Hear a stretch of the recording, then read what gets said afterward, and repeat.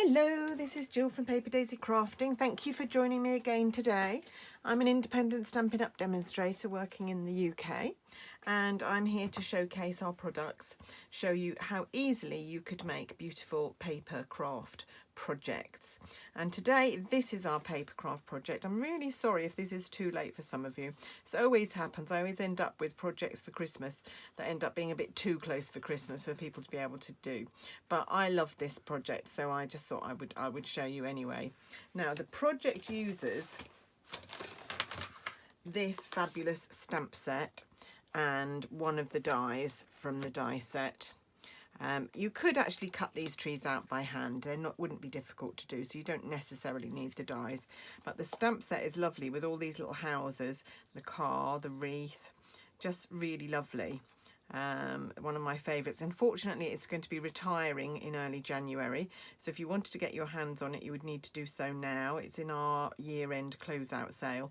I don't think it's reduced. I don't think it was reduced last time I saw it, but it is worth purchasing if you think you might want to use it. I just love these little trees, and that's what I've used on my card to make my multicoloured tree card. You might recognise this sort of design because I have, in fact, made something similar before. This was from several years ago now, I think possibly 2014-15. I made this one. This is my first original Merry and Bright Christmas card. And then the last couple of years, I've also made it. So this one was using a set. I can't remember what the Christmas tree set was called, but this was a punch that we had, very geometric Christmas tree punch. And then this one was made with the pine tree punch and the perfectly plaid stamp set. And I made those last year, I think. And then this year I thought, oh, what can I do? And so I've made this one with the trees from Coming Home stamp set, which I really like. I think it sort of brings a bit more of a modernist feel to it. So I quite like that. And my sentiment, now some of you are going to hold your hands in horror here. Just let me grab the stamp set. My sentiment is from this stamp set. Now, unless you look very closely, you won't see my little Merry Christmas, but that's because it's an integral part of this one, Snowflake Wishes for a Merry Christmas. And what I have done is I have cut my stamp so that I've just got the Merry Christmas. Now, I wouldn't necessarily encourage you to do this. It was quite tricky because they're very close together. In fact, I think I've left a tiny bit of the R. The R doesn't stamp quite properly, so I've left a tiny bit of the R, that tab there. So I wouldn't encourage you, but what you could do is mask, or you could colour in the Merry Christmas with markers and stamp that way. So just colour in the Merry Christmas and don't colour in the rest of it. But I'm quite happy to cut my stamp sets and give it a bit of a risk. But like I said, it wasn't entirely successful, that butchery job, so I wouldn't necessarily encourage you to do that. Right, okay, so let me show you how we made it. Right, we're starting off with my normal card blank. So this is a piece of A4 card, which is 21 by 15. Yes, 15, yeah. And what we're going to do is we're going to score that at 10.5.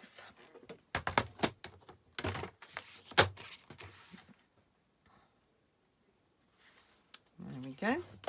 And then we're going to emboss 1/2 of it. We're going to put the whole card blank through the embossing, through the stamp and emboss machine, but we're only going to emboss the front half.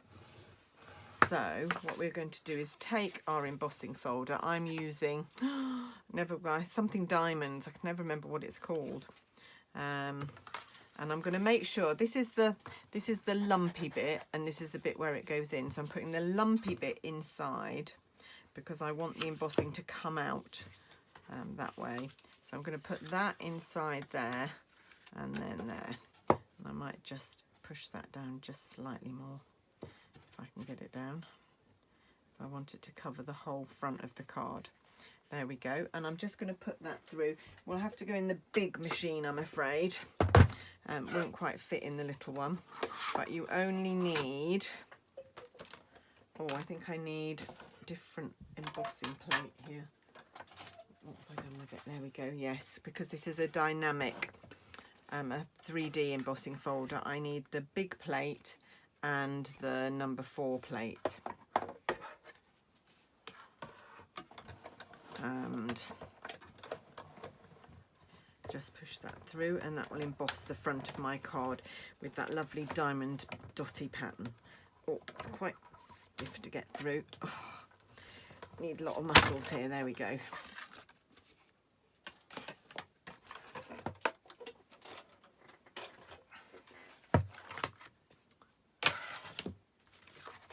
And there we go, we've got an embossed front of our card.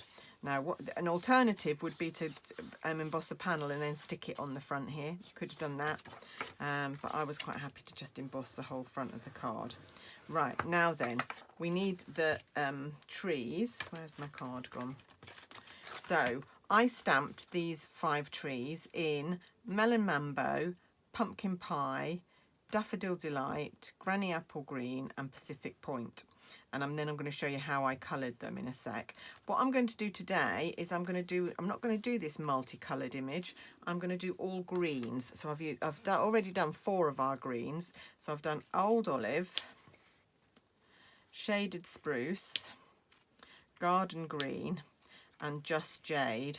And I'm going to do Granny Apple Green, and then we'll have a range of green trees on this card. So slightly different to what I did before. Just put that to one side. So I'm going to take the stamp, the tree stamp. I'm going to take the Granny Apple Green. And I'm going to take a scrap of card. And I'm going to stamp my Granny Apple Green tree on my scrap of white card. I'm then, oh, I need this open for a sec. I'm then going to take one of our water painter brushes, and I'm going to take the one with the very thin tip today because there's some little corners to get into here. So this has got a very, very fine tip, this one. You can see it's quite wet. I've been using it already today. And it's just a reservoir filled with water. I think these must be kind of silicone or something, nylon. They don't stain, so you can use any colour and then just clean it off and use it with a different colour. So what we're going to do is we're going to make a watercolour palette by just pressing a block into the ink pad, and that's the ink that we're going to use to colour. Now I want mine, can you see, mine deliberately look quite uneven. I wanted that look. If you want it more solid colour, you're probably better off using blends here, but I wanted that kind of watercolour look. So I'm just going to dip the tip of my brush into that ink and then just paint that on. I'm just using normal Whisper White card here. If you're going to do a lot of watercolouring, Whisper White card doesn't work particularly well. For this, it's fine. So don't be afraid to use it for this. And you can see where I started off and had a lot of ink on the brush, that was quite dark, and now these bits that I'm doing are a bit lighter. And that's the look I want. I want it to be a bit uneven and watercoloury. But it's lovely. I love doing this watercolouring. This is my kind of colouring. Very therapeutic. I still have a few more cards to send out. So this card may well get sent to somebody still this year. Very late, I know. And like I say, probably too late for you. But I was saying on another video that what I tend to do is, because I tend to get more and more inspired as Christmas approaches, I tend to do some Christmas crafting right up to Christmas and after. So I'm still Christmas crafting in the first week of January. And what I find is that means that then I've got some projects ready for the next year already when it comes to Christmas the following year. So I don't mind being inspired this close to Christmas. I find it quite hard to be inspired about Christmas back in August. Things like that. Right, I'm just going to give that a minute to dry and then we'll die cut it. While we're waiting, we're just going to cut out. So let's just cut that off because I need this other bit of card. We're going to cut a stitched rectangle with the stitched rectangle dies. This one measures about 3.5 inches, or 9 centimetres by 5.5 centimetres, or 2 1/8 ish. So that's the size rectangle you want. I'm going to bring in my mini die cutter, my new favourite toy. Just sits on my desk here, and for these smaller dies it's absolutely perfect. We do have a few embossing folders that we'll go through, but not many. Embossing folders, I'm still kind of using my bigger one, but for lots of these little dies I'm using this little one because it's just so much easier and so much handier. Right, that didn't want to go through particularly well, but it has gone through. There we go. Put that to one side. It's so much lighter than lugging the other one, I have to say. Quite like that. Right, okay, so we have now got a stitched rectangle that can be glued to our card there. Just going to do this fold. I'm going to do it on the back. Just want that to lay a bit flatter, that's better. Do it on the back so you don't depress too much of the embossing. It's a very subtle pattern, this embossing folder, though. I like it. Right, and that's going about there. Yeah, it's glue on the right side. I want the stitches to be going in, not coming out. It's amazing how these stitch die effects have become more fashionable in the last few years. Now I don't think I've got many dies that don't have stitched effect. Certainly not general shapes. Right, there we go. And then I'm going to bring my die cutter back in while that dries, while that glues down. It does tend to come up a bit. Just need to keep pressing it down. I'll put it that way up so that it stays down. Right, I just need my tree and my die. And we're just going to layer that there. I'm just going to take a little bit of washi tape. I use washi tape quite a lot in my die cutting, just to glue the dies to where I want them to cut, if I need them to be accurate. And what I do is, I'll just show you on camera, I just push the washi tape against something I'm wearing, just to get rid of some of the tackiness, because you don't want it sticking too well to your cardstock. And of course you're putting a bit of pressure on it, putting it through the machine, so you don't want that. There we go. Right, and this is going to go through here. This one will fit really nicely. Yeah, that went through like butter. Very easy. There we go. And so now we've got 5 differently coloured green trees. So you could do the rainbow colour scheme like I did on my first one, or you could do it in green like I'm doing here, or you could do any colours that you like. I think there's lots of colour schemes that would work really well for this. Right, okay, so I am just going to take a pencil and a ruler, and I'm going to mark the middle of my rectangle, because I want my first die to go in the middle there. So now I'm going to work out which colours I want where on here. There.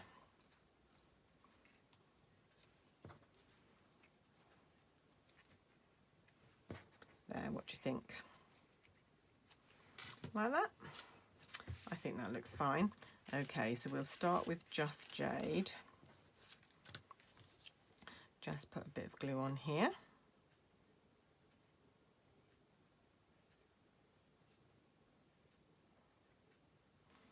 Just smooth that out a bit.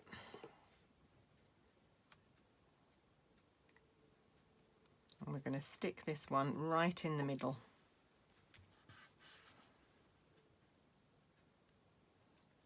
And before I glue it down, I'm just going to rub out that pencil mark, just in case the die goes over, the shape goes over it and I can't rub it out after. There we go. Right, I'm then going to take my shaded spruce one and I'm going to glue that towards that side. Again, I'm going to glue it down. I'm going to do the two in the middle, the 2 that come between these trees on dimensionals, but 3 of them I'm going to glue flat to the card. There we go.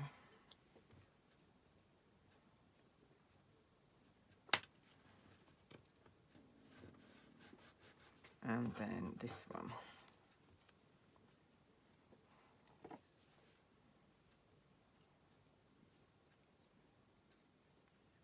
There we go.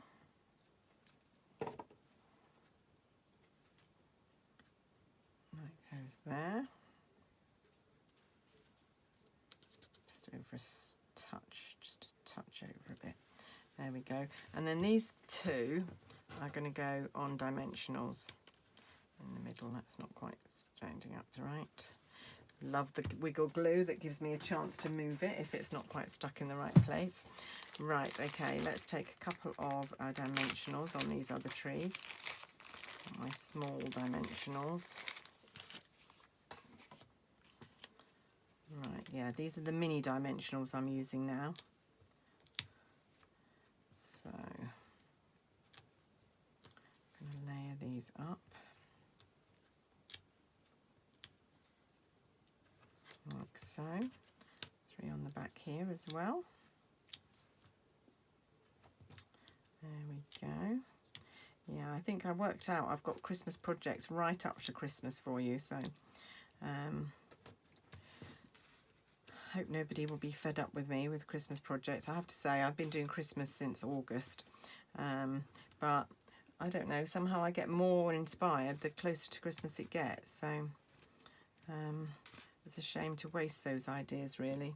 And I do always look back when I'm thinking about what cards I want to make for me to send, make in bulk. I quite often look back to previous cards that I've made, previous year's cards. There we go. And the last one.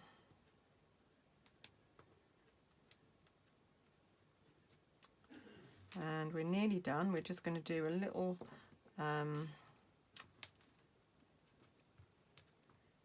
sentiment, like I say, with the Merry Christmas that that didn't come off, that I butchered from my Snowflake Wishes set.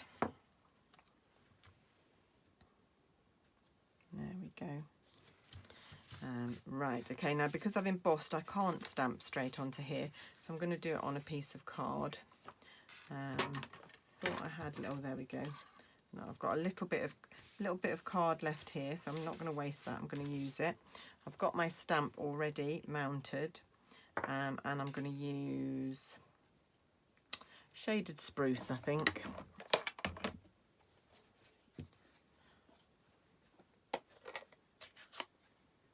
Oh no, actually I might use Just Jade, just because that's the one that's in the middle, so maybe that would make more sense. Let's try with Just Jade. So I'm just going to, excuse my head if it gets in the way, I just need to be right over top here just to stamp that. Oh, lovely, there we go, that's fine. You can just see there's a tiny bit of the R missing, but I don't think on first glance anybody's going to notice that. Right, okay, and then we are going to, now it's quite handy having this on a bigger piece because it makes it easier to trim. So you could do this on your big trimmer. I'm just going to do it here, so I'm going to make sure it's straight and then trim, and then the same here, try and line it up. And there's my Merry Christmas. Just snip off the ends, we don't need those ends on there like that. And then a little bit of Tombow, and that is going to go there, and that's my green version of my multicoloured tree card.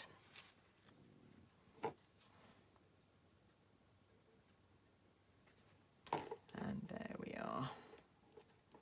Just get a cocktail stick, just spread that out and glue that down, and we are done. You could stamp another Christmas tree inside the card if you wanted to, just to carry the theme over. Maybe on the envelope as well, that would make it look nice. That would make a very nice personal card. So there's that one. Just looking for my other one. What have I done with it? There we go. So we've got the multicoloured one, and we've got the one in green, and wonder which is your favourite. My mum used to hate Christmas cards in these bright colours. She would much have preferred this one. I can just imagine what she'd say about that card. Anyway, that's it from me today. Thank you for watching. If you'd like to make sure you don't miss any of my videos, please subscribe. You can just click the subscribe button below the video here. And if you'd like to get a notification every time I post a video, you can press the little bell as well. Or alternatively, you can go over to my blog, and if you sign up for email notifications in the right hand column on my blog, you'll see everything. You'll see all my blog posts and my video, because I post all my videos on there, so you'll see everything. But thank you for watching. Thank you for following me. I'm really appreciative of everybody who does watch me and leaves comments, and I'm just so grateful to all of you. So thank you very much, and I will see you very, very soon. Bye for now.